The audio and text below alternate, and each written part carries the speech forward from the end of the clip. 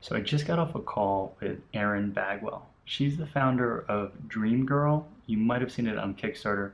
It raised $104,000 in just 30 days. And it's a documentary film about five women entrepreneurs and founders. It tells their story, but it really does so much more. It's starting a conversation and really a movement around the the goal and hero conversations for young women. Uh, when Erin tells a story of how she was growing up, she said there weren't the Mindy Kalings, the Elizabeth Gilberts that there are today. Powerful, incredible women, role models that really anyone can look to for advice and mentorship through their books and through their work. When she was growing up, that didn't exist. And so today, with the work that Dream Girl is doing, young girls and honestly young guys will have these women role models more front and center than it's ever been. The work she's doing is so incredibly necessary, and it's so important, and no one asked her to do it. And that's, I think, a really important part of this story that doesn't get said explicitly. Like, she has always been interested in film, but no one just hands you $100,000 and says, "Hey, direct a movie." That has to be you. That has to be your work. And so, when you hear the story, you'll understand what drove her to think, "This is what I have to do, and this is what I've been meant to do." Uh, and honestly, I just think that we're all fortunate for what she experienced that pushed her to that point. And so, it's an incredible story. She tells it wonderfully. It takes just over an hour, but I really think that there's great energy on the call, and we have very, very meaningful conversations about some really tough topics, about fear, about feminism, about doing hard work and giving yourself space and freedom and forgiveness when you come a little short or when things aren't going to plan. It's an incredible story where a white knight of Marie Forleo comes in, saves the Kickstarter, and now today, the final edit or so is live on the film. We talk about what's next for the project, the distribution strategy, the business model that will be Dream Girl, and what they plan to do moving forward. And it's honestly such a cool call. So exciting for me to share this with you.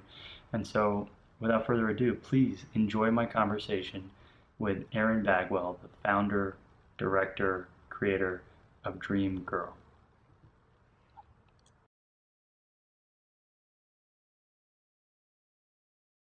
But that was a perfect rolling start, and that's the key. So, effectively, thank you for taking this call. We've followed each other online for what seems like forever, uh, but I would love to go back to the beginning. I followed you, I think, midway through or so your Kickstarter campaign, which Hmm. is, in my opinion, wildly successful, and especially in film. I don't think many films got the level of backing you get. Like, yes, Totally. whatever, Zach Braff does like $1 million, but he doesn't count. Everyone else, I don't know if $100,000 like is conceivable to produce a film, especially a documentary. So, like, I would love quickly just to spend a second or two in that, Sure. understand some of what happened in the Kickstarter to give some context as to why it's such a big deal that you've given me some of your time, uh, and then we'll figure it out from there. Yeah, so essentially, I quit my job 2 summers ago, and I was looking for a really big, audacious project. And I've always wanted to make a feature-length film. That's been my dream since I studied film in college. And I came to New York City to do film, and I didn't. I did advertising for 6 years. And when I left my job, I was like, I came to New York to do film. I want to do film. I had this beautiful idea of doing a film about female entrepreneurs. I was so inspired by Sophia Amoruso's girl boss movement, and I Mm. just knew that the audience was there. And so I did a 30-day Kickstarter campaign that raised $104,000.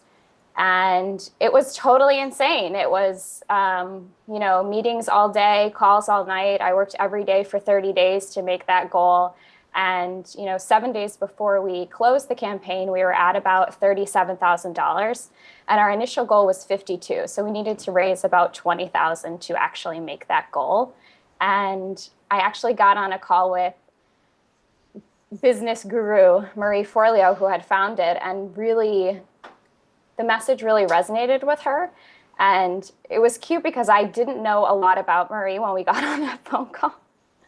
I'm now a Marie Forleo insider, and I'm totally obsessed. But thank God I didn't, because I really vetted her on that phone call, and I really asked her about her story, and we spent about an hour on the phone. Which now, when I think about it, I'm just absolutely horrified, knowing how busy she is and how successful she is. But I had no idea, and she loved the project. She wanted to be in the film, and I'd probably spoken to 50 entrepreneurs at that time who wanted to be in the film. And I wasn't giving an answer to anybody because I really wanted to see who else was out there. And I got a real universe hit that I should ask Marie, that we should lock it in on the phone call.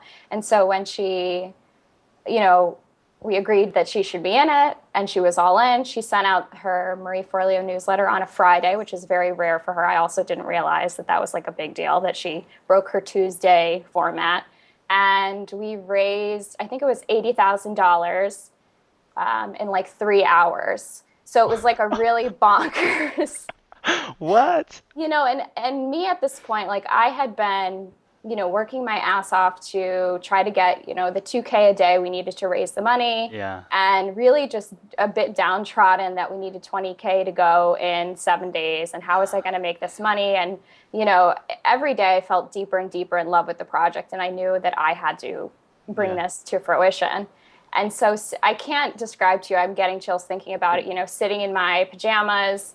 I was hungover because I went to like a dance party the night before, and just seeing the numbers on Kickstarter trickle in, and just sobbing and eating pizza. And Marie called me and was like, "We did it." And I'm like, "Who are you? Seriously. Like, you are, like, we call her our fairy goddess mother now." But it was just such an incredible experience. And so, fast forward, now we're almost finished with the film, and I've been working on the project for about 2 years. So it's been such an amazing journey, and Kickstarter for sure was the foundation that kind of plateaued us into, being a real company, later getting angel investment funding. I brought on a co-founder. So I feel like my entrepreneurial journey has really expanded too throughout the process. So it's been, last year was it was the best year of my life, and I'm very excited for 2016 because we finally get to release what we've been working on, but it's just been so fun. Unreal. Okay, so I didn't realize that $80,000 came in 1 week. I did know that Marie Forleo came in and sort of either, I don't know, Midas touched you and to help, but that's more substantial than I had thought, and super exciting. What a story there. And now, there's just so many ways we can go with this. I want to know about the last 2 years, but I also want to know some more context in, like, why a Kickstarter, what got you into film. I believe this is your first time directing. Yes. Yeah. Directing, producing, writing. Yeah, we did everything for this one, and it's my first time for sure. So let's I guess pin at the Kickstarter, and then I would like to go back. And so I've done, I'd say, substantial amounts of research, but tell me a bit about, I guess, your childhood and things that stand out that may or may not have shaped who you are today. Wow, that's such a lovely question. Well, I'm an Army brat, so I moved around every 2 to 3 years since I was born. And I grew up in a really, it's funny because I live between these dualities of, like, very conservative Army, and then my mother is very creative, blue mascara, red convertible, played by her own rules. And so it was really fun to kind of coexist between those two spaces, which is kind of how I feel that I am too, as like this, blue-eyed, blonde hair feminist, like, riot girl.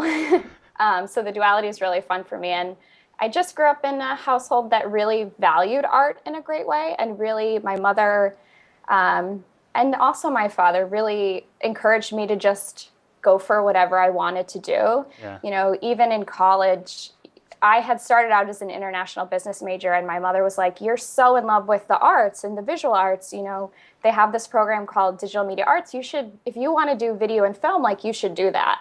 And I was kind of like, "Oh, like no one makes any money from that. It's not like a real job. I shouldn't get a degree in that." But she really supported me, and so then when I made the switch, it felt like, I don't know. I think about like my journey and the success we've had so far, and like there's so many people who just don't get it. Like they just have no idea what I'm doing, and they don't understand the impact and the passion and the power that I put behind it. And I feel so grateful that my parents get it. Like the night before Marie Forleo's email that went out and changed my life, basically, you know, my mom called me kind of teary-eyed and was like, you know, and I come from a very middle class, you know, Army family. And, you know, she was like, if we need to remortgage the house so that you can make this movie, like, you need to make this movie. And I'm just sobbing on the phone with my mother in this ramen restaurant. And I was like, I'm going to make it happen. Like, this is not going to be a burden on our family, but I'm going to make it happen. I'm going to find the investors. I'm going to, like, it just to have their support is so unreal. And to know that they get it in the way that I get it is so meaningful. So I feel like that has really propelled me as an artist and somebody who's really chased her dreams to keep going. Because when you have that community, it just means everything. Seriously, there's so I can feel that and I can echo that in my own life and know the value of that support, whether it's financial or just Totally. mental. Like I like to say it's a lot easier to leap when you know that at the very worst you're completely safe in like the arms of your parents.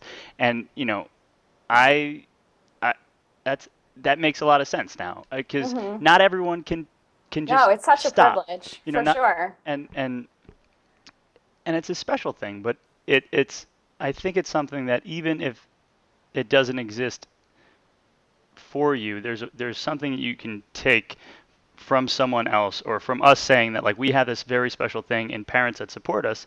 And I think that there are ways to build that type of community around you, and maybe it's not, you know, that you could always go home to your parents' place, but I know that if things got crazy, I could sleep on couches in New York. And it's that same type of, you know, the bottom doesn't actually look that bad. Worst case scenarios don't seem like they'll actually be that bad because I'm supported and I'm believed in. And I think it's like really liberating, and there's a lot of magic that happens when you feel that. Totally. And I think there's a lot of guilt that millennials feel about getting support, whether it's financial or emotional, from our parents. And I think at the end of the day, it's really selfish to not understand that like everyone that came before you is helping you on your journey. Right. Like I so viscerally understand like the sacrifices my parents made, my grandparents made, my great-great-grandparents made, like for me to be where I am as, you know, this girl from, I was born in Alabama, to be in New York City making my first feature-length film. I mean, I think honoring and respecting that is part of the process. Wow. Okay, so that's beautiful. That was perfectly and eloquently said. We'll leave that. Film. So how did film show up as the thing, your medium? I saw in at least one interview you talked about making a short movie in like grade school and how the goosebumps watching it. So maybe tell that story or explain more about it. I mean, it was really just a class project in high school, and you know the project was make a movie and you know do whatever you want, and it was so fun to use all of these facets of my brain and all of these skills that I have innately, from like organization to like directing people to art direction and like planning sets and scenes, to then really where it all happened for me was when I was editing, and I could really like to understand the power that you have as an editor to tell a story. And I don't think people realize a lot, like you have so much power as an editor to shape whatever you're viewing. And I don't know, as a young girl, that just felt so liberating and so exciting. And I'm a very creative person. I've done a lot of creative arts, but that medium just spoke to me so viscerally. And I went through like a bit of a depression in high school, and editing for me felt spiritual. It felt centering. It felt like prayer. It felt like what I should be doing. So I knew throughout my journey, whether it was like on a full-time basis or part-time, that part of creation was something that I just had to be doing. Wow. Okay. So, I mean, that's huge. So, felt like prayer. Help me get some more in that. Sure. Because I feel like I understand it in a sense. For me, like there are some things that I do and have done that feel like a meditation, Hmm. like something powerful is happening outside of just I'm going on a walk or I'm working out, or cleaning the dishes. But Yeah. editing seems like it takes an active portion of the mind. So Hmm.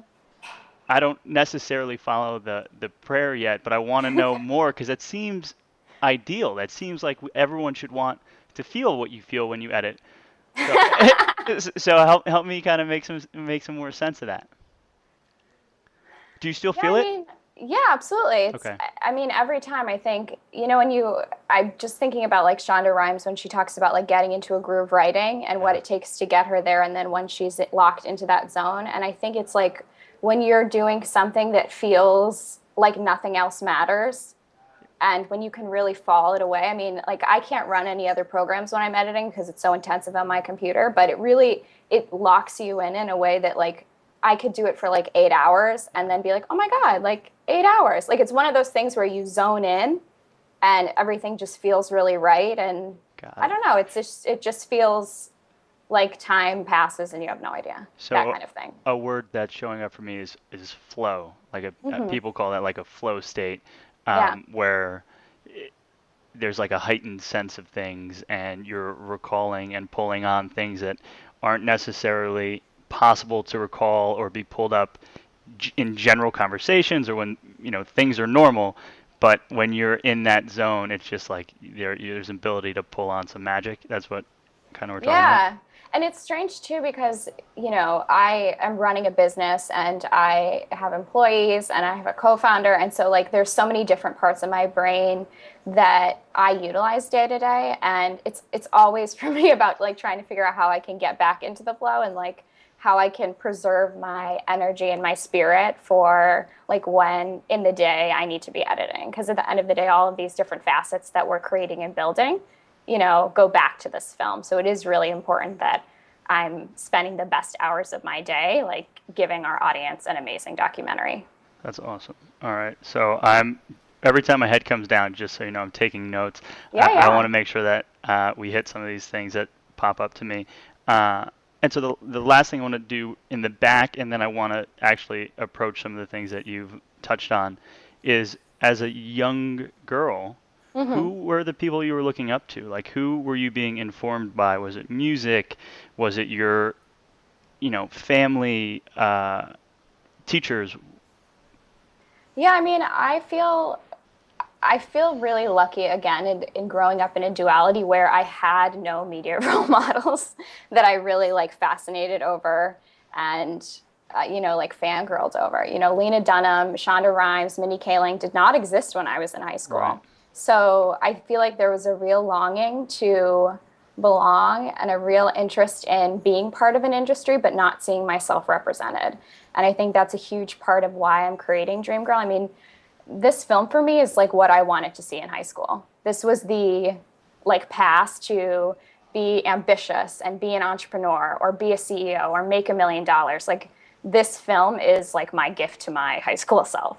And in the same sense that there weren't a lot of role models, in the media to look up to at the time, like my mother is insanely entrepreneurial. She runs a Catholic school like a business. She's so creative. She doesn't negotiate her feminine self in any way. Like that is her strength and her power. Her emotional connection to people builds relationships and communities that are just outstanding. And I feel like in a lot of ways, through my process, I'm also kind of honoring what my mother has taught me. So she's definitely been probably the biggest influence on my life for sure. I mean, so incredible. I want to like pause and just say you have a way to say things that is really, really special. Aw, So absolutely fantastic. thanks, Tony. Of course, yeah. And so I mean, with that, I guess tell us more about Dream Girl. Yeah. the incredibly well-funded Kickstarter campaign that is now real. According to Instagram, I think you screened it yesterday. Yeah, we watched. You're kind of catching me at such a fun time because, you know, the last couple of months have been so crazy and such long nights. And, we're getting so close to finishing. So, like, my entire social calendar and just my poor husband, just like I haven't seen anyone because I'm like, I just want to finish the film and I just want to get there. We've been working so hard. And last night, we saw the story that we're going to see and that we're going to share. And it just, we've been close to finishing for like the last 2 weeks, but it felt so real last night. And it was such a moment of gratitude and excitement. And it's going to be, I'm just really excited just to share it with people.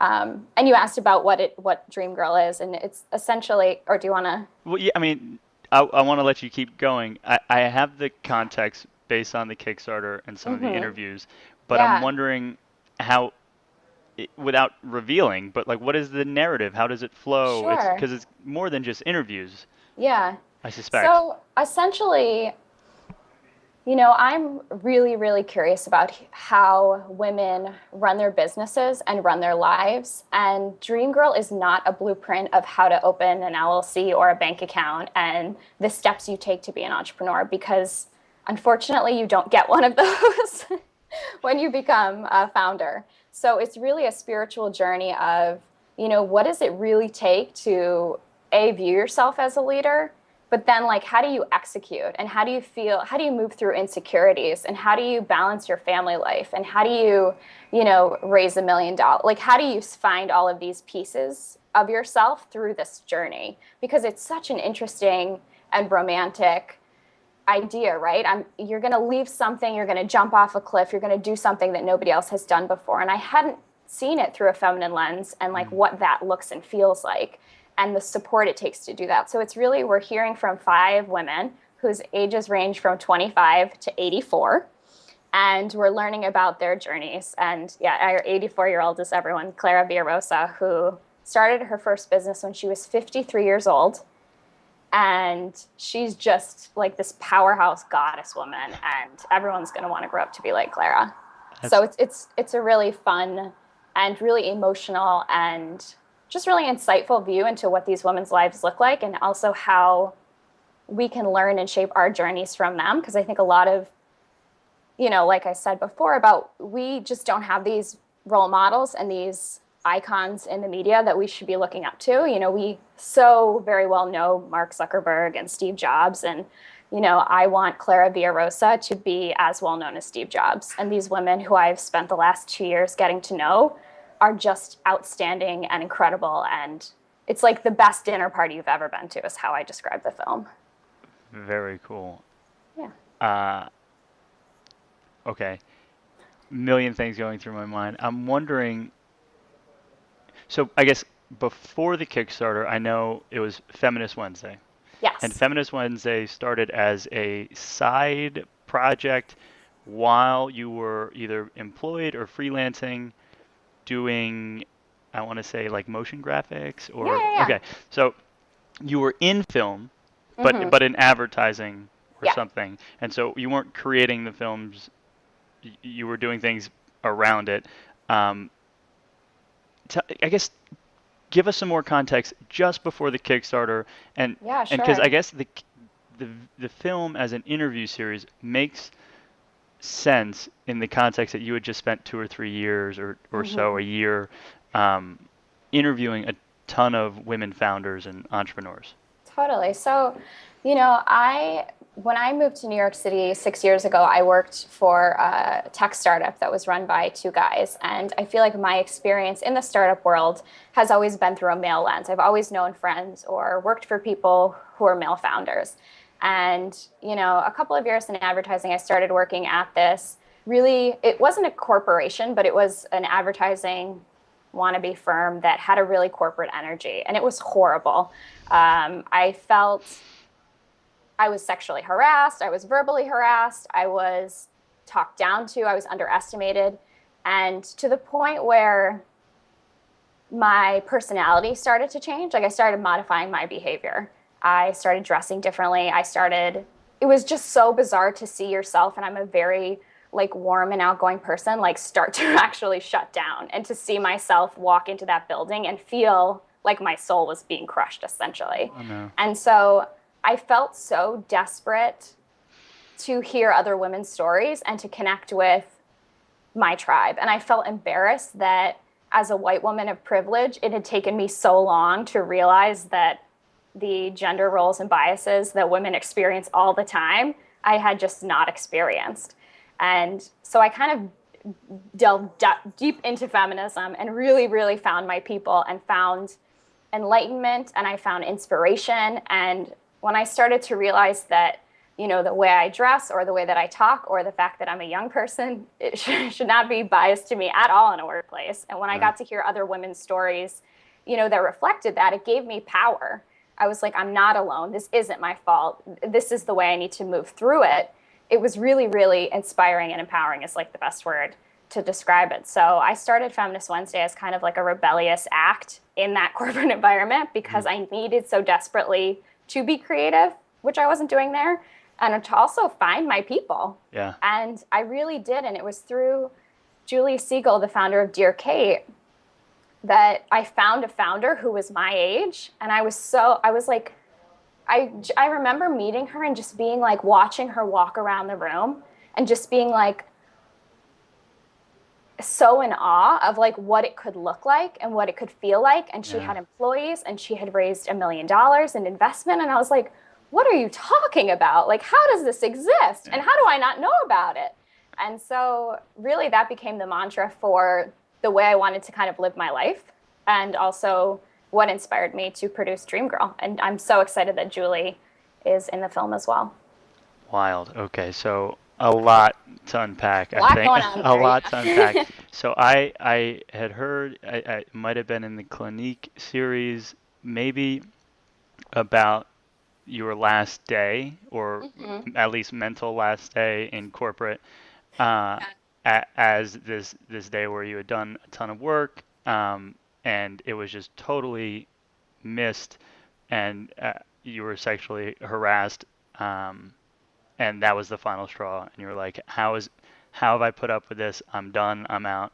Yeah. And I'm sorry for that having to be an experience. I'm reading something currently which gives some perspective on not your experience, but it makes me want to say I'm also thankful for that experience for you, because of all the good that has come in the wake of it.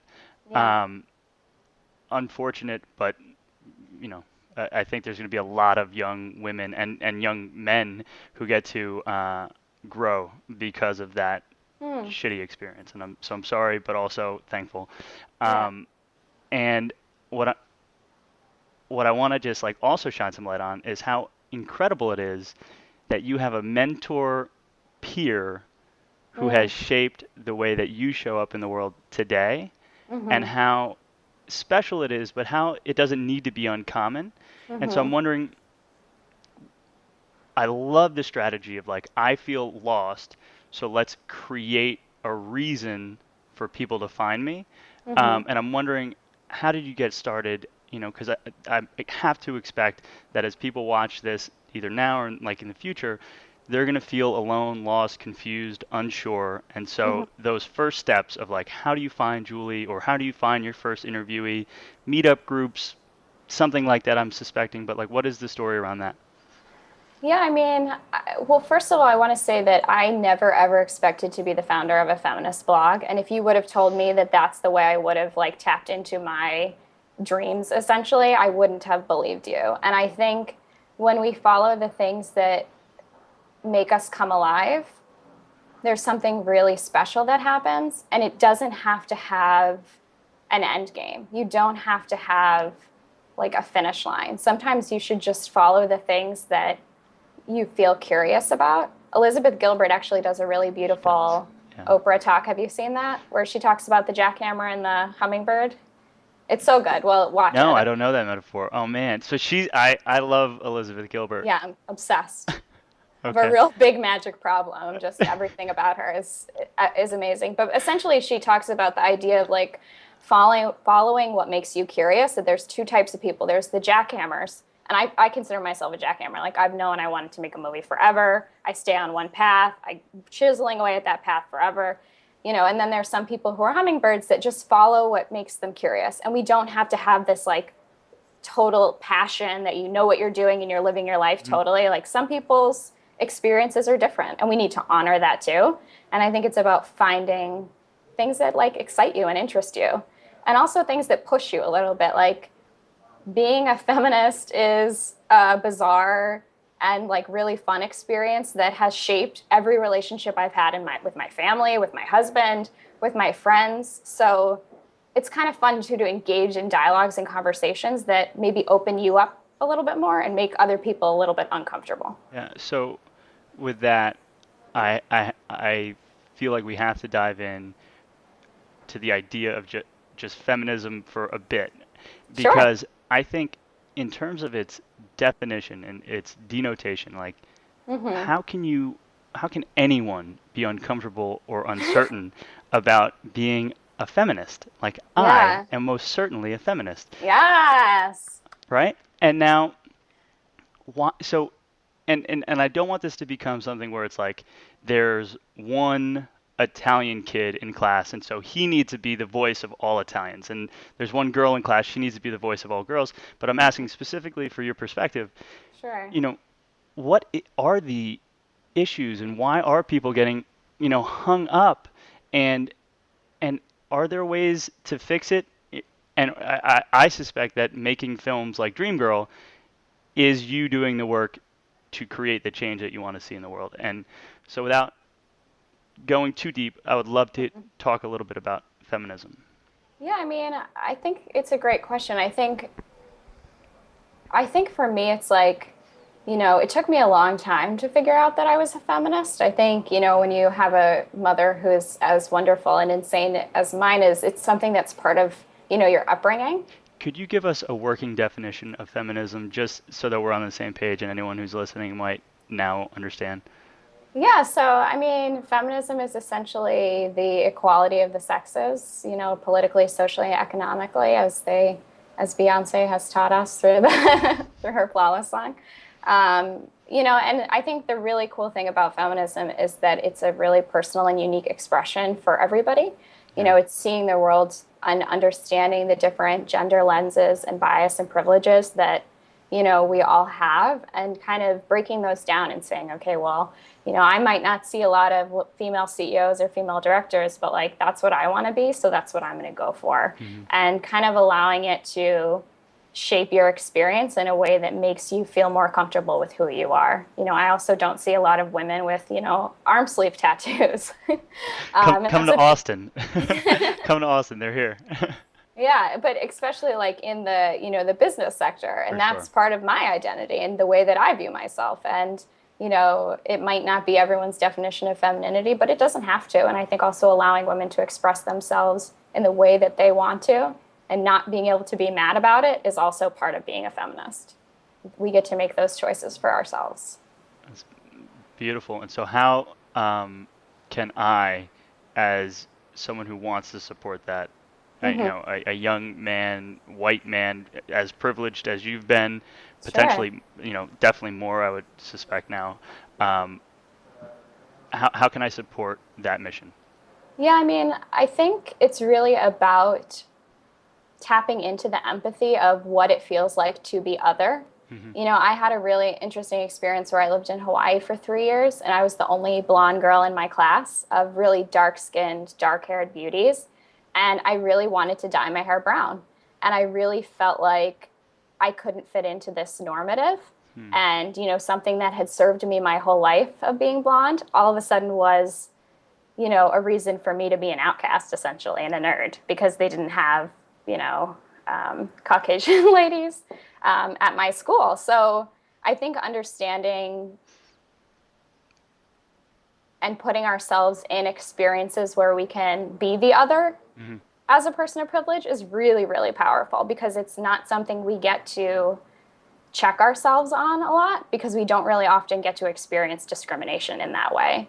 And I also think reading and learning and being tapped into a network, whether it's Feminist Wednesday where you're reading women's personal experiences, or, you're subscribed to Lenny Letter, or I think having some kind of space where you can be tuned into what other women are saying is also really valuable, because as much as your voice and your perspective is valid, you're also not going to be able to come at it from the perspective of living it your whole life. So just listening is also a huge tool that you have, and the internet is just full of amazing feminist resources. Yeah.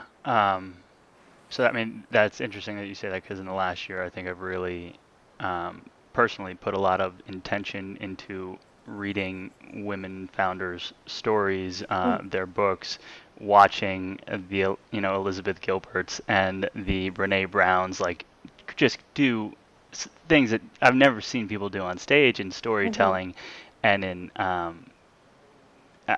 and so I hear that, and I think that's fantastic. And so the Lenny Letter is something that's new to me, but perhaps as like a follow-up, I can get some resources as Sure, like yeah. a, hey, friends who also want to be informed, here are some Yeah, quick links. Perfect. absolutely. All right, so thank you, and we can come back to feminism. It's something that I personally want to spend a lot more time understanding and being like a champion of.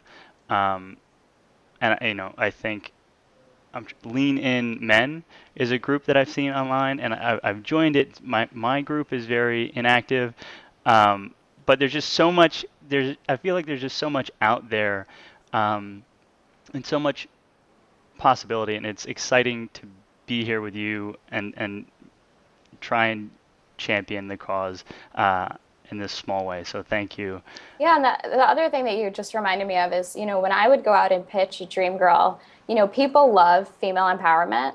And like in the same, bucket that I represent Feminist Wednesday, which is a feminist storytelling blog, and I represent Dream Girl, which is a film about female entrepreneurs and empowering women, like people see those as two separate movements. And I think the other thing we need to realize is that they're actually the same movement, and Yeah. that we're just using different words. So recognizing kind of the language around the way we feel uncomfortable with the word feminism, but female empowerment is like on everybody's buzz list, right?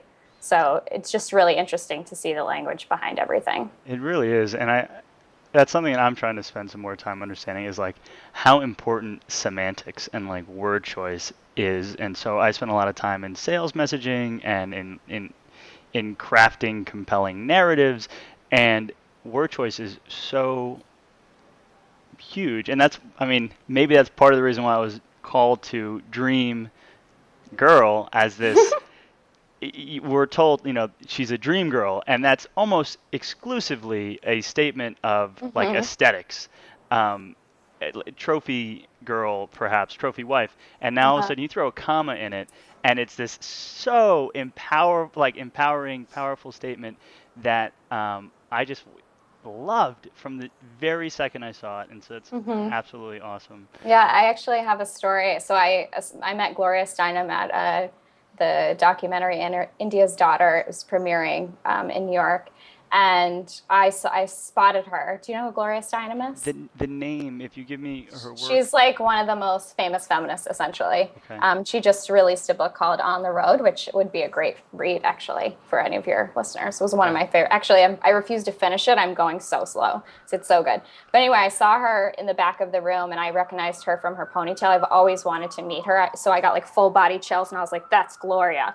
And I like bolted to the front of the room, and like a crazy person, I have some tote bags in my purse, and I was like, "Can I give you a Dream Girl tote bag?" And she was like, "That comma." And I was like, "This is the greatest compliment I've ever received." She was like, "That's really smart. I'm into it." And I just like died, and I was like crying, and That's it was, yeah, the best. That's incredible. The comma is so huge. It's such an important comma. It really is fantastic. And so, all right. So to bring it, I guess, back, you needed your tribe, which you didn't necessarily have, Yeah. and you were slowly getting your soul sucked out of you in this job that you wouldn't necessarily wish on anyone, but it's also created the you that we now have today, and so I'm thankful for it. Um, and and so, how did you start to find that tribe? I mean, really, I just harassed women that I thought were interesting. Feminist Wednesday gave me the opportunity to just, I met Julie on Instagram. Like, I would just Got it. scroll through people that I thought were cool, that we wanted to interview, and then I would reach out and say, hey, can we interview you?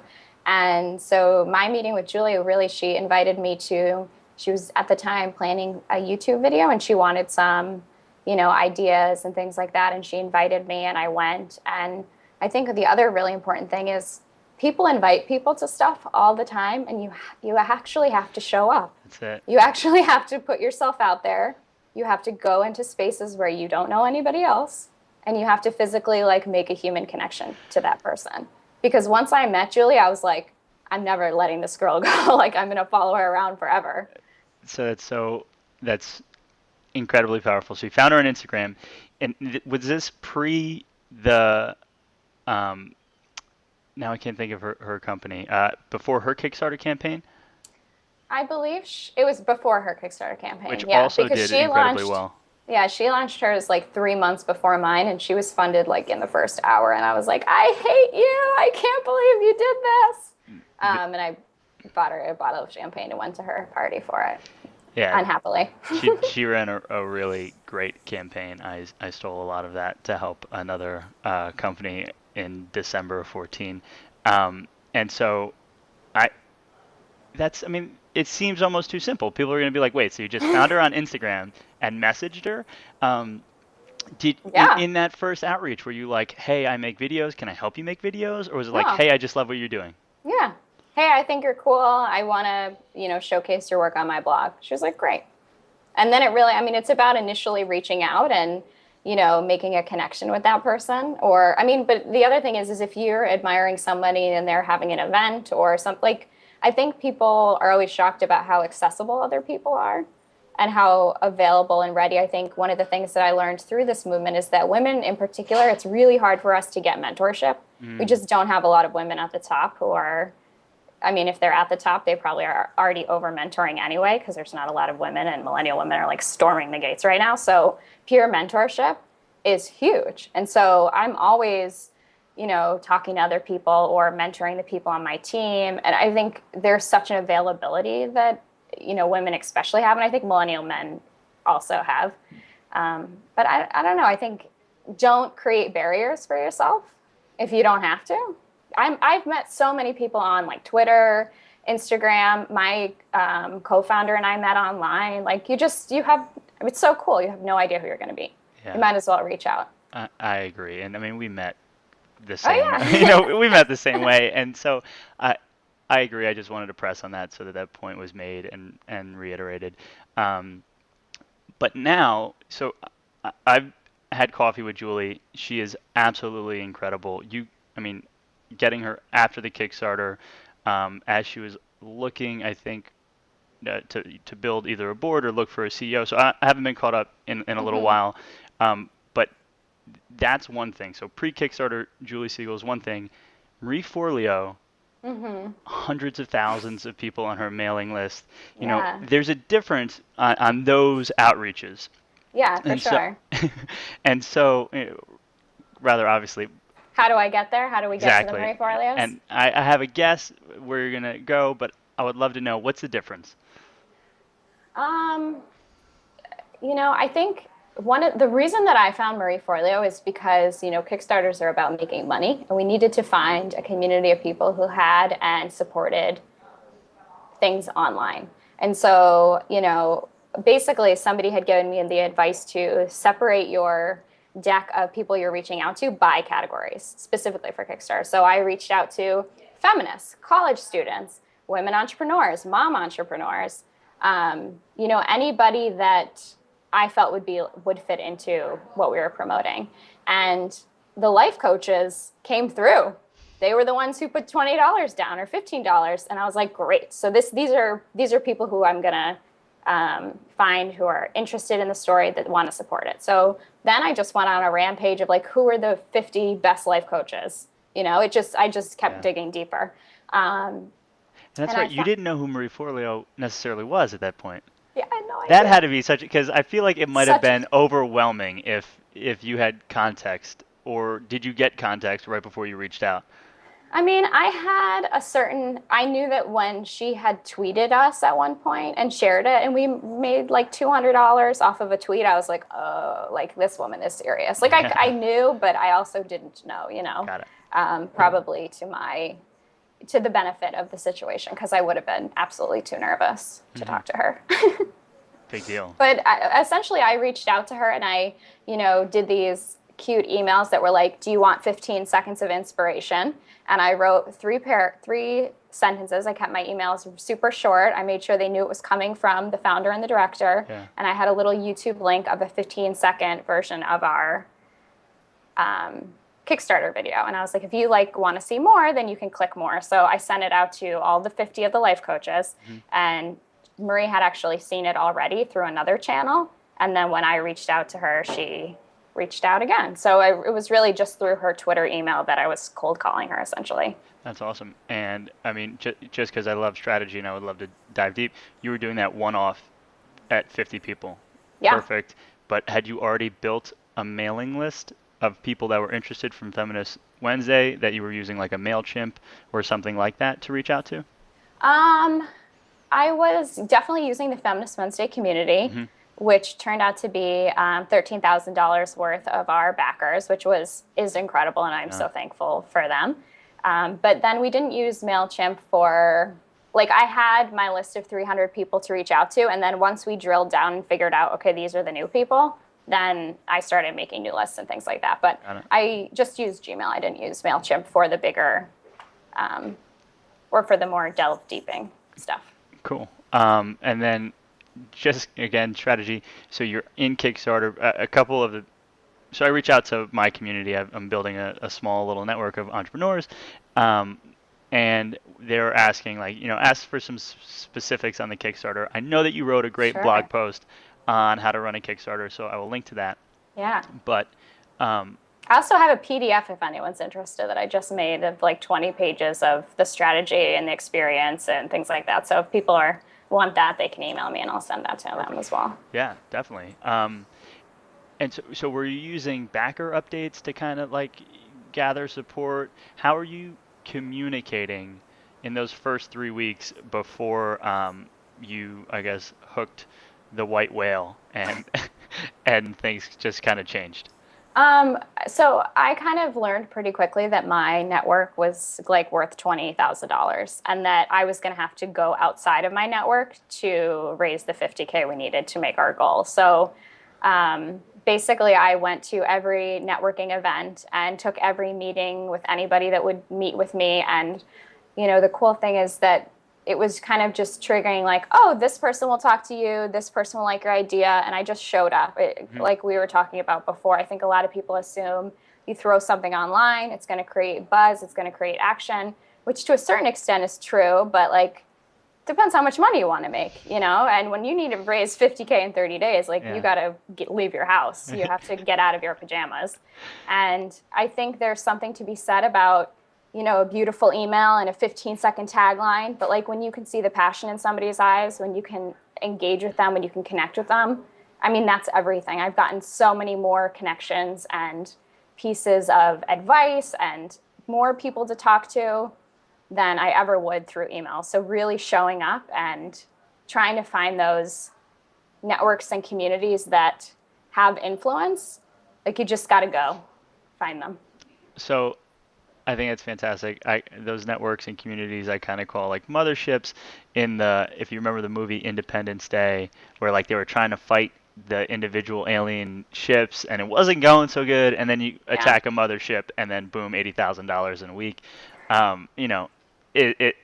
So strategically that makes some sense. But now I'm wondering, in terms of mindset, because that's something I'm spending a lot of time thinking about, how do you either get started or how do you deal with the fact that for 21 days of the Kickstarter you had done everything in your power and raised just over half of what you needed to do, because some people would, I think, want to crawl up into a little ball and feel like dying, because that's scary. You had now committed and tried something that the average bear doesn't ever try, and honestly, it's not going so well. Hmm. How do you get past that? Like, how do you continue to take meetings with people who say, like, you know, I imagine there was a ton of support verbally, but then, like, when the asking for the dollar bills, like, Yeah. it just doesn't necessarily happen. How do you deal with that? Right. Well, I mean, I think first of all, it's really important to realize that like even Dreamgirl was not built in 30 days. Like it took me 4 months of prep and production and planning and talking to even get to where we could launch. And those are really, really, really small steps. Even like telling my parents about it was a huge, momentous experience. You know, hiring the team to help me produce the film for the Kickstarter was a big step. Like we're not just like jumping into $100,000, right? There's so many small tiny increments that help you and push you forward. And there's also so many little successes that help you build that momentum. You know, I remember when we first got press in the beginning, like any article that was written about me, I was just like, what are these people doing? Like, this is the greatest thing ever. It's just like those little wins that let you know the community supports you and that people care about it is crazy impactful. And then you know, for me, I just got so lucky because every time I got on a phone call or took a meeting with someone and connected with them about the film and why we needed it, I really felt more and more in love with the project. And I was like, oh, just every single day that would go by, it was like, we have to do this. And I think one of the amazing things about being an entrepreneur is that like you cannot take no for an answer. No is not allowed. This is not part of our vocabulary. Yeah. If Kickstarter didn't happen, I would have pitched angel investors. Like at that point, I had gotten so much confidence for the project and seen the impact of it that I would have went another way. I'm really thankful that I didn't have to. And, you know, we did end up pitching angel investors last year for our finishing funds. But I think something about when you're kind of in the zone of being an entrepreneur, it's like, how do I get to where I'm going? And sometimes there's a wall. Sometimes there's a window, sometimes there's a door. It's like figuring out how to get beyond it to just keep going. Because when you're so invested in what you're doing and when you're so into that, which takes a lot of time to build up. Yeah. We have a quote from Mariama Kamara who is like, you know, being an entrepreneur, it's like a door, you know. I've totally ruined the quote. Let me think about it. Well, you just said something very powerful. Well, she says, you know, it's like a door. You come, you knock, and if it doesn't open, you break it. And it's so important to realize that, yeah, you have to. You just have to keep moving.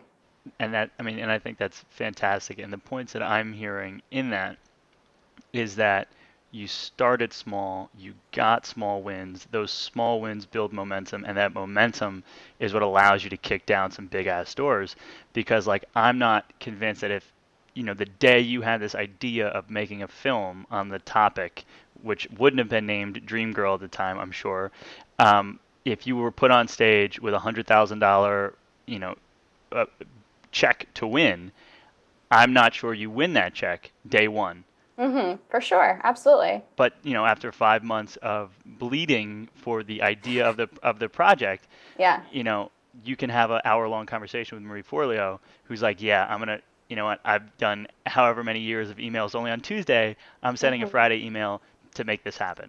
Yeah, absolutely. And I think the other thing is like, I also realize that I am in like a bit of a unicorn. I'm riding a unicorn right now. I realize that Dreamgirl is like has had such amazing momentum within the last year that other projects and other things that I have worked on have never experienced. Like Feminist Wednesday, I feel like is still waiting for her, like unicorn dust to sprinkle down on. Like some of the things that we work on and we do just take time and take work. And I'm speaking as somebody who is so fortunate and so grateful to have gone through, if we shut down tomorrow, like this is way more than I've ever thought would happen to me. So I already feel great about it. But sometimes it doesn't take a year. It doesn't take 30 days. Sometimes it takes longer. And I think that's okay too, as long as it's something that you care deeply about. So that's huge. And if that's the case, do you have perspective pulling, I guess, Dreamgirl, which to the outsider who doesn't fully understand might look like something similar to an overnight success. Totally. Do you have perspective for people who feel like they've been banging their head against the wall, that they're trying everything they can? What would you say to that type of a person? I mean, yeah, I think, I've known basically since that high school, class where I showed my first film that I've wanted to make films forever. So, that was like 15 years ago or something. This has been a dream that I've harnessed and held on to for so long and just never thought would happen. And I feel like when the opportunity came where I could move in that direction, like I just threw down and like jumped off the ship and was like, yeah, let's do this. Because I had been waiting for it for so long. But the other thing is sometimes we need like breaks from stuff. Like I remember when I first started Feminist Wednesday, every Tuesday for an entire year, I had to black out my calendar and I would be up till 2 a.m. writing our newsletter from Betty the Beaver and putting together content and designing it and editing it. And for an entire year I did that. And I was like, why am I doing this? Like our content was great and strong, but like I was a one-man band. Like maybe I'll do it every other Tuesday. So I think also kind of recognizing that sometimes we need space from it and we need like to allow it to develop or grow or change. It started as a newsletter. Now it's a blog. I did a podcast for a while. But ultimately all of those kinds of things led me to Dream Girl, which I feel like is my like true calling. So I think allowing us to have space and forgiveness in part of the creative process. And like sometimes it sucks. Sometimes you're banging your head against the wall. During the Kickstarter when we were 20 days in and I had given like my heart and soul to this project, I mean, I sobbed hysterically like daily and was like, I would force myself to either like eat ice cream or meditate or have like 10 minutes a day where I was happy. I was like, force yourself to have a dance party, to listen to Kanye West, to get yourself together. And sometimes like, that's what it has to be. Yeah. I mean, I love that. I love that. I force myself to eat ice cream. And I believe in that. Like, I believe in that, in that you have more control over the way things feel than the average person expects. Like, it wasn't going well, and from the outside in, wasn't going well, but you had a choice of whether or not you were going to let that like devastate you, cripple you, shut you down, or if you were going to give yourself time and space to have the dance party. And I'm so glad that you're having the dance party, because that dance party for the first 20 days allowed you to have the phone call, which made things explode. And so I guess thoughts are now, and the things that are coming up from your last statements, I guess, are you have infinite options as a founder or as someone with this project idea. And with all of those options, what types of are you using frameworks, and what types of frameworks are you using to help identify what are the could happens, what are the should happens, what are the need to happens? How are you prioritizing time, let's say today, but even back then when you were just kind of getting started? I mean, I think like being thoughtful about priorities is super important. I mean, especially when you're creating your own schedule, and especially in the beginning when you feel like there's 100,000 things you could do. Now I have like 100 things to do in a day instead of 100,000 like I did 2 years ago. So yeah, I think prioritizing is huge. It's like, what do I have to do so this doesn't sink? Like, what are the 5 to 10 things that like will keep this going, that will make this happen, that will push me towards my bigger goal. And for me, it's weird because the film's production has taken on so many different, it's kind of like a caterpillar. Like we started in production and, we filmed, and then, we had to take a break and we did fundraising. And then now I'm in this editing process. So my schedule and my priorities have changed based on that. But I also think something I think is important for creatives is to allow yourself like the blackout to just work. Yeah. And for the entire month of January, I didn't take any meetings. I didn't take any calls. I didn't do any press. And I said, we need to finish this film. I need to spend 8 hours a day working on it. Yeah. And like to the detriment of, this web series that we want to produce and, all these other things that we have on the plate. It's like, this is the priority. this is the core of the business. Let's get this done. So really I'm really good at setting really strict boundaries on my time. Even like socially, I was like, I'm not going to take any, like I told all of my friends, I said, I'm going to blackout. Don't invite me to dinner. Don't invite me to parties. I'm going to be resting. I'm going to really like be in a monastery of editing. And that's what it has to be.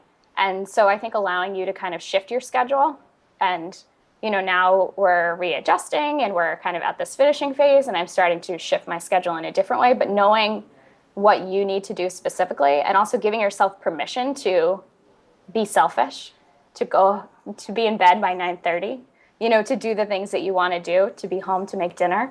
Actually, I don't know why I said that. I've never made dinner in my life. But I mean, hypothetically, someone might want to be home to make dinner. That's to be great. home when your husband makes dinner. Uh-huh. Yeah, I think allowing yourself that space to really black it out. And the other thing I will say is I worked from home for a year. And when I moved into a co-working space, which is where we're in my little dream girl office now, it changed my entire life. It changed my productivity. Yeah. I had a 9 to 5 schedule that I stuck to. When I went home, I was resting. So I think also I know people who love working from home and that's their jam. That was not my jam. And it felt really selfish to spend any money that we had on a co-working space when I didn't need it. But I didn't realize how crazy it changed my productivity to actually be in a space where I'm supposed to be working. There's, again, so much there. And I guess what I'm hearing is the power to say no. I'm hearing taking the time to actually understand yourself, because I don't even know if I'm at a point. People ask regularly, like, when do you do your best work? And I don't fully know my answer. Do you know your answer when you do your best work? I mean, it really depends on what stage I'm in. Like, there was one point of the film where I was like, I need to be working on this till midnight, and I need to bring my computer home, and I need to work from my house and wear pajamas, and for 2 weeks that needs to be what it is. And then there's other times where I'm like, no, I need the schedule to walk away. I need to breathing room from this. I need to be able to see it with new eyes. So I think it's really just about playing with what feels good in that moment and what you need to do. And there's so many different ways to do it, for sure. There's not like, I don't do XYZ for 30 days. Like it shifts constantly. And my co-founder and I are always talking about, self-care, and we've started taking Fridays off so that we can rest for the weekends, because a lot of times we're doing events and things like that. Yeah. So it's really like playing it by ear and seeing what feels right. And that speaks to me. That's kind of how I operate. And I think something you said earlier speaks to that as well, which was the idea of you created this rule that on Tuesdays you were going to send out the Feminist Wednesday email, and you told yourself that was important to everyone else, when really it was like maybe only important to you, and that people would understand if it came every 2 Tuesdays or 2 Wednesdays, I'm sorry. And I think that there's something there in the idea that it's the space we give ourselves that really defines how good it feels to do what we're doing. And if you get to the office at 9:30 and you crush yourself for being late, like how does that serve the cause, as opposed to being there at 8:57 and feeling on time. And I wonder if that's something bigger, if that is part of it. It's the assumption that you need to be perfect to be even close to passing. Well, I think it's so fascinating because I'm totally jiving on what you're saying. And I think it's interesting because I've never really felt utilized in a job before, and I've never felt valued, and I never felt like I was giving it my all. So then when I was put in a situation where I could control my schedule and my timing, like I ask so much of myself. Like I'm like an insane person, and I hold myself to crazy standards. And I was talking to my friend Nicole yesterday, and she was like, how satisfying does it feel that like you feel used up at the end of the day, that like you have now 180'd, and this like exhaustion and this like hard work you're putting in like actually matters for something that you care about. And I think it's about like restructuring it, that it doesn't always have to be perfect. We don't always have to be in at the same time every day, like allowing for forgiveness. Sophia Amoruso says like, your 90% is everyone else's 100%. And I think when you have that entrepreneurial, crazy spirit inside of you, like giving yourself permission to take pauses and take breaks will Yeah. actually, like you said, serve the story in such a stronger way. Yeah. Awesome. So we're aligned in that, and that's feels good. Um, and so I guess now interesting to me would be to get a sense of the business model that Mm-hmm. Dream Girl as an angel invested business. Mm-hmm. So now like maybe step out of director role and let's For look at sure. founder role. You Yeah. know, I don't understand film, so I would love some foundational conversation and then maybe go into it. Absolutely. So, something really interesting that happened to me along the filmmaking process was that I realized that I am a director, I'm a creative, and when I'm done with this film, I want to be done with it. Okay. And I found Komal Minhas through email and through Skype chats, and she's actually in the film. And she came on as my co founder because she was like, "You have something really special here. I want to help you bring it to the world." So, in aligned with Dreamgirl being a film and a production company, we're also a distribution company. So, when we think about monetizing and selling the film and reaching our audience, that's Komal's bread and butter, and that's Okay. the way she's building and shaping our team to be profitable, essentially. Got So, it. the other interesting thing is, we live in such a internet-based exciting time that we don't have to do what everyone else does in film. Like, we don't have to go to festivals to get distribution or to reach our audience. Like, we've been so blessed with our, 2K Kickstarter audience that, if all of them went out and hosted like a quarter of screenings, like we would make a ton of money. Like, Yeah. we have a great business model because we've been able to have so much success connecting to our audience. So it's really for us now about furthering that connection, furthering that audience, building that net, and then also kind of just serving those people to give them like the best experience possible. Like, we created and invested in a back end CRM system that is like, you can book the film in like 2 minutes. You can put in your information, you can put in your dates, you can pay your deposits, you can be like, you can do everything online, digitally, super easy, super quick. It's beautiful. I designed all of it. And it's a gorgeous experience. We send you like a 20-page guidebook on like intentions for the screening, on ways to take care of your audience. Like, we are curating every part of this process in a way that documentary films do not do, because we care so much about how people will absorb and feel the film. And so the business side of it, which Komal and I work together on this distribution, but it's really like her animal. And we haven't started selling. We haven't really promoted the screening and the world premiere at all. We've had 190 requests in 20 different countries. So our investors are already pretty excited about like the growth and the potential that we have. And, Komal and I's dream is to create a production company where we can support and sustain women's media. So, the money that we make from Dreamgirl will go into a production company where I'd like to produce 4 films every 2 years. So we'll see how that goes. Okay. So if you're not watching this, my face has been doing some wild things through the story of the next steps. So it seems to me, and I don't know, but it seems to me this is an entirely new approach to film as a revenue generating Absolutely. business. Yeah. So when I was thinking about how this might go, the only thing that kind of showed up was like Sam Harris has like you can pay for his keynotes on like a Vimeo Pro type thing. Cool.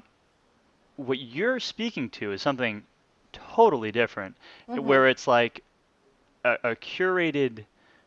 I'm seeing like a book club type experience where like in the back end of books that are like written to be thoughtful, you have like this Q&A. Here's let's talk about the deeper themes in it.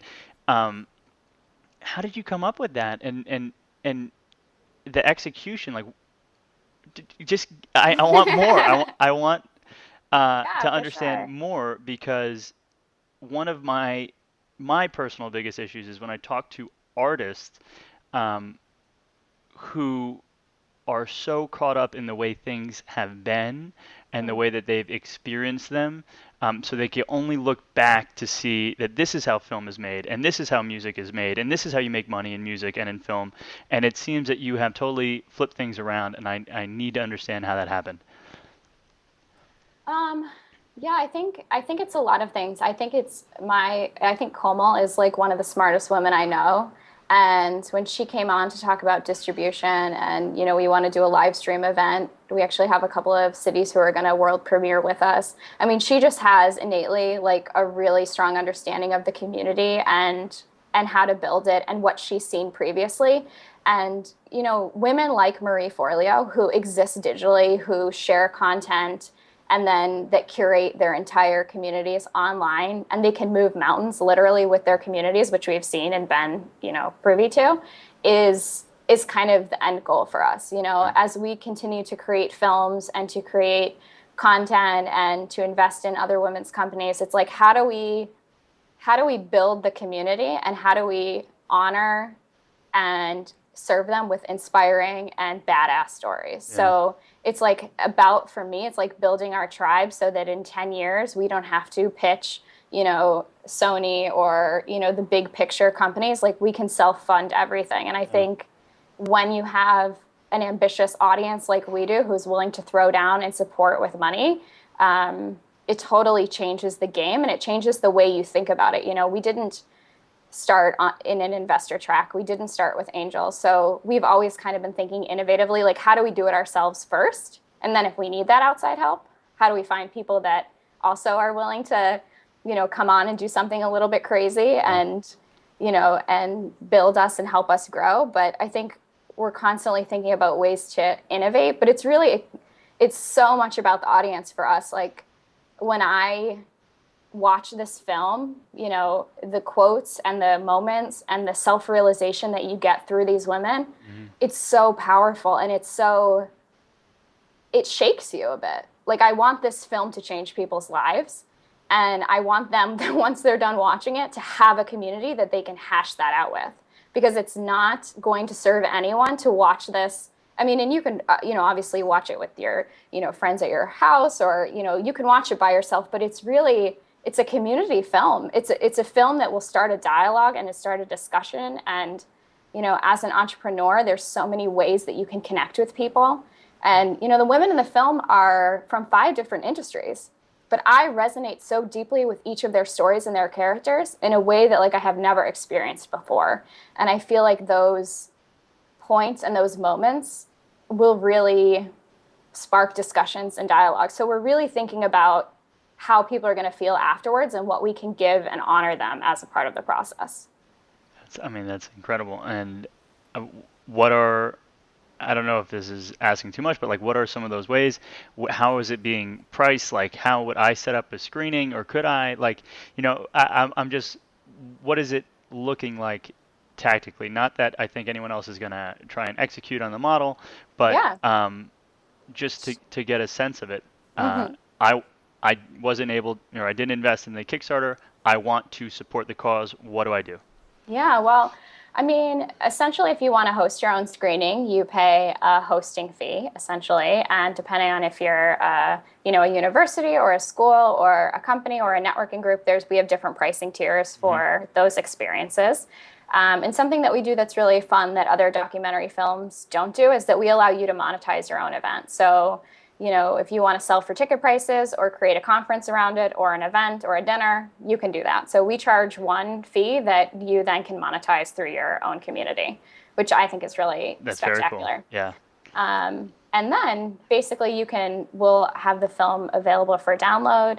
And then we have an amazing Dream Girl network of community of entrepreneurs that you can discuss and chat with and carry on a conversation. We're really interested in building a platform of self-expression. Like, what is this film going to do for people? We have no idea, but allowing them a space to be able to share their stories and connect with each other is really important. So that's something that we're figuring out right now. We're also launching a 20-part web series that delves deeper into each of the characters that we got the opportunity to interview and a little bit more about their stories. So lots more content and knowledge from there. And then we're also launching a Dream Girl Fund, basically, that will invest in women's companies and women's media. So Kamala and I are also still figuring out ways that women can support each other through the female economy. So awesome. Like honestly, so awesome. I support all of it. I support the approach. I support the just like the way that you're doing things. And I want to be clear in that it's so unique and refreshing and inspired that I can't wait till 15 years from now, a younger version of you comes and interviews you and is like, tell me your story. The people need to know your story. Um, and so, I mean, we're coming up to what I would say is just in terms of respecting your time, our end. Um, and I guess my thought is from here, people now have a sense of how they can support you. How can they find you? And then I'll ask, I guess, one last question. Like, where would we find you online? Sure. So I'm everywhere. The best place I think to follow us is at dreamgirlfilm.com. We have a newsletter, and I think once every 3 months, I send out kind of like an update of where we're at in the process. And I'm really thoughtful about only sharing emails when we have something really important to say. So by the time 3 months has rolled around, I have like 10 updates for everybody. So people really like our newsletter, and that's kind of the best way to stay in touch with us. Mm-hmm. We're also on, Instagram and Twitter and Snapchat and all those things. So you can find us there. And I also have, my personal stuff if people want to. Perfect. And so I'll put links to that. I'm pretty sure it's always Dream Girl Film. Yeah. Okay. And when would we expect to be able to see it? And I don't want to pressure it. Do we have dates? Do we have a timeline? We're so close. Kamala and I just started looking at venues for the world premiere. We want to have a big 800-person, movie theater premiere in New York City, which you're invited to. So I hope you can join us. I hope so too. And I think we're either going to do it at the end of May or the beginning of June. So we're still playing with dates and locations and things like that. But the film will be released in June for sure. And we're starting screenings in June 2016. So if you want to host a screening, you can book as early as then, which will be really exciting as well. Fantastic. I cannot thank you enough for the time and for the story. Such a pleasure. It really was. So nice to meet you finally. It's nice to finally meet you. And so I'm going to end the recording quickly by hitting this button.